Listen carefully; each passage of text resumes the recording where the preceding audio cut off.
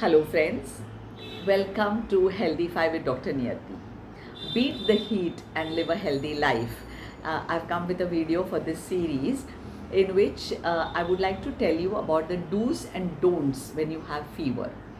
A mother has asked me that when a child gets fever generally, we sponge with ice water, or we put ice water strips on the forehead, and generally nowadays Dolo 650 is given, or Meftal or something like that, to reduce the fever. So please tell us, please guide us about the medicines that we should give.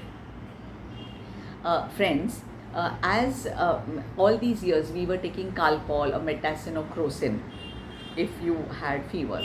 The dose of paracetamol in these medicines is much lesser than Dolo. In Dolo 650, it is a very high dose of paracetamol, and paracetamol is toxic to the liver. So usually advise against giving paracetamol and such a high level of Dolo. Now when I say Dolo, most of the patients think it is always Dolo 650. Remember, there's a company called as Mankind Pharmacy which has Dolokind Plus, Dolokind SR, Dolokind MR, so many medicines which begin with the name Dolo.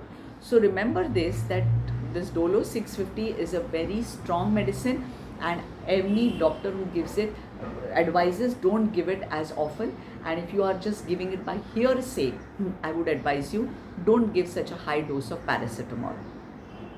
I've been practicing for 40 years and I've seen, and most of my patients have Mahasudarshan Ghanavati, Tribhuvan Kirti, Mahasudarshan Kada, and if they have small children, then Sapta Kirti is one medicine. Pathyadi Kada is also another medicine for fever. So they have all these kadas and pills at home, and they generally indulge in taking them rather than taking paracetamol. It is a general idea that high fever, oh God, high fever means something dangerous. So just imagine that if you just have a pharyngitis or upper respiratory tract infection, the fever is generally very high. It is 2, 3, 4. And TB, which is a very dangerous disease, has very low grade fever, just 99 or 99.5. So remember, high grade fever is dangerous and low grade fever is not dangerous. No. Every type of fever has a different quality. In typhoid, you would have 2-3 degrees temperature, you would be drenched with sweat, you would have stomach ache, your pulse will be very slow. It's very different. All fevers are different. So now what do? First thing is, don't rush your doctor into starting antibiotics. When you visit a doctor, don't be worried.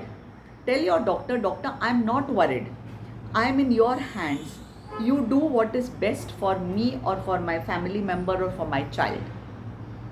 If you hurry the doctor in starting antibiotics, maybe you've got bronchitis or pneumonia, you take some other antibiotic and then you have to have another specific antibiotic.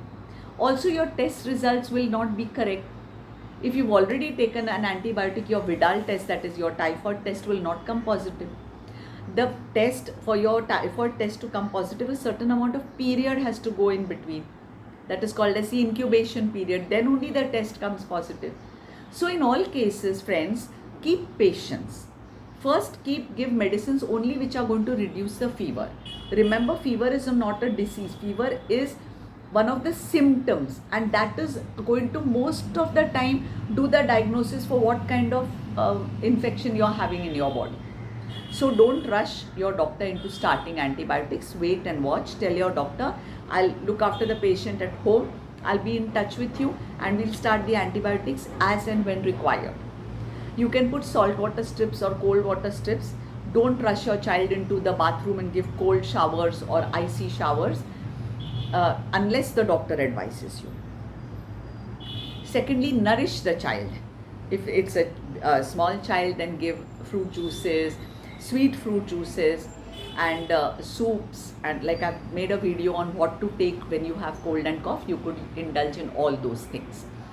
Also, if you're an elderly person, you can give tea with sugar, Parle-G biscuits to nourish. Secondly, a very important factor is that the child or the elderly person or people like us, young people, are also very irritated, bored when you have fever.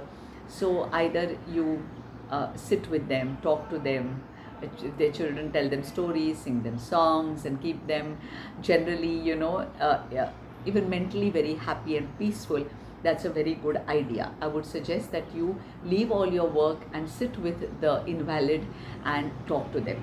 So these are the do's and don'ts when you have fever, cold and cough, especially in summer. Very, very difficult time. Also, if you have a fan and a little bit of AC, you could put on a little bit of AC for some time to ease that patient, and they feel very mentally happy, and then you could switch off the AC also. Just swaddling and keeping them warm is not the only idea.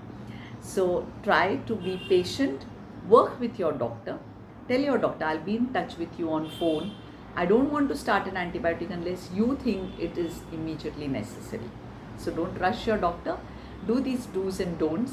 Tell me how they worked in your case, and let me know if you like this video. Maybe I left out some points. If so, if you think so, do comment in the comment box. I will make some other fresh videos for your issues and problems. Thank you for supporting Healthy 5 with Dr. Niyati.